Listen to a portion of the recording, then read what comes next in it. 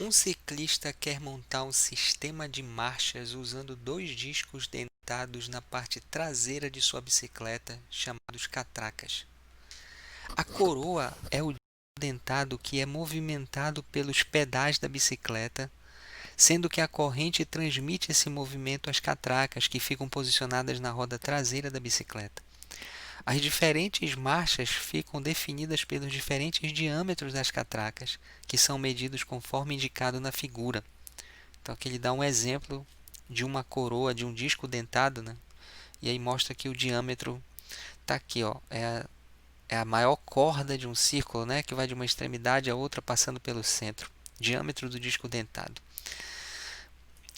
Ele diz que o ciclista já dispõe de uma catraca com 7 centímetros de diâmetro e pretende incluir uma segunda catraca de modo que, à medida em que a corrente passe por ela, a bicicleta avance 50% a mais do que avançaria, né, se a catraca se a corrente passasse pela primeira catraca, a cada volta completa dos pedais. O valor mais próximo da medida do diâmetro da segunda catraca em centímetro e com uma casa decimal é. Então, olha só o que acontece. Quando a gente tem uma bicicleta, deixa eu tentar desenhar aqui um círculozinho. Vamos supor que esse círculo seja a parte traseira da bicicleta. E aí tem um círculo, e vamos supor que tem um círculo maior aqui na parte dianteira. Deixa eu ver se o programa me ajuda a construir um círculo aqui mais ou menos. Aí, então vamos supor, deixa eu desenhar aqui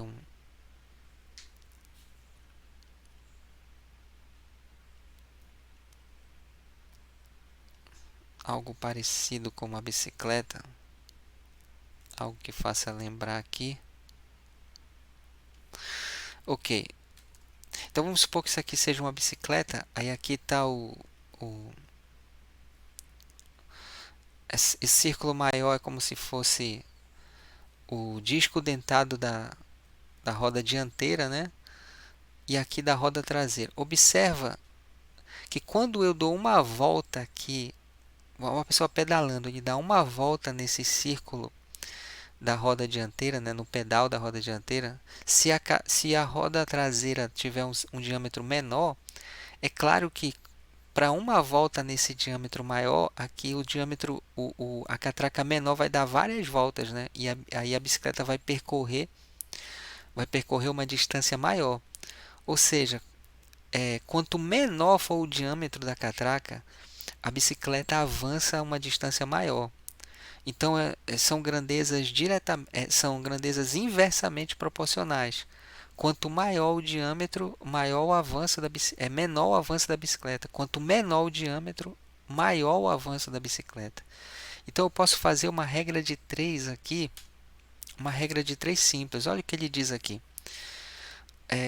O ciclista já dispõe de uma catraca de 7 centímetros na roda traseira, né? Então, quando se percorre 7 centímetros nessa catraca, na bicicleta, usando a catraca traseira, a bicicleta percorre uma distância d, certo? Uma distância d que eu não sei qual é. Beleza. Ele quer colocar uma segunda catraca de modo que, à medida em que a corrente passe por ela, a bicicleta avance 50% a mais do que avançaria se a corrente passasse pela primeira catraca. Ou seja, 50% a mais que d. O que é 50% a mais que d? Então, vamos fazer uma observação aqui embaixo.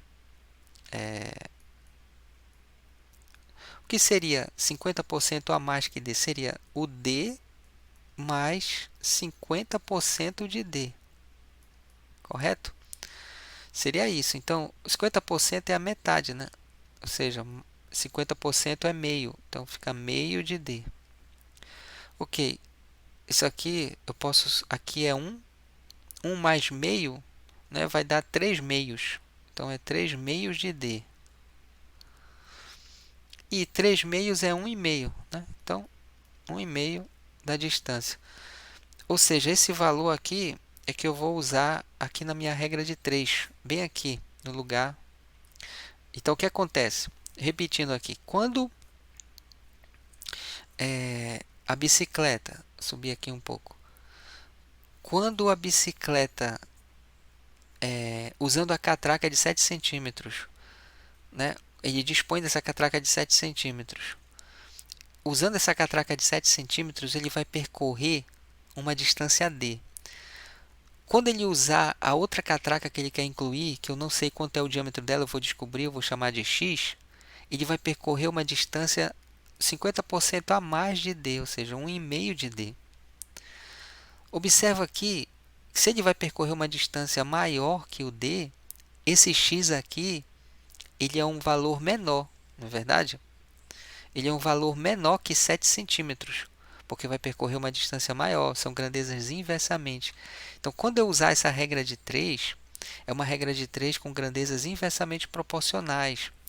Então, vai ficar montado da seguinte forma: 7 sobre x, então olha o que acontece, 7 sobre x vai ser igual, aqui eu vou inverter, 1,5 d sobre d.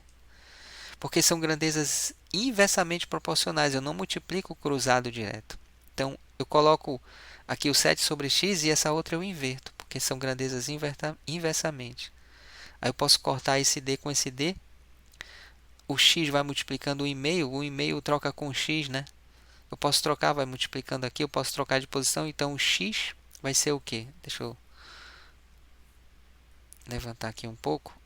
Então, o que vai acontecer? O x vai ser igual a 7 dividido por 1,5. Ok? 7 dividido por 1,5. Eu posso dividir logo 7 por 1,5, ou então, para tirar essa vírgula daqui, eu posso multiplicar em cima e embaixo por 2, sem problema, para não alterar a fração. Eu acho uma fração equivalente aqui. 7 vezes 2, 14. 1,5 vezes 2 dá 3. 14 dividido por 3 sem fazer essa divisão, será que, olhando para as alternativas, qual será a resposta certa? Se fosse 15 por 3, daria 5, né? Daria exatamente 5. E se fosse 12 por 3, daria 4.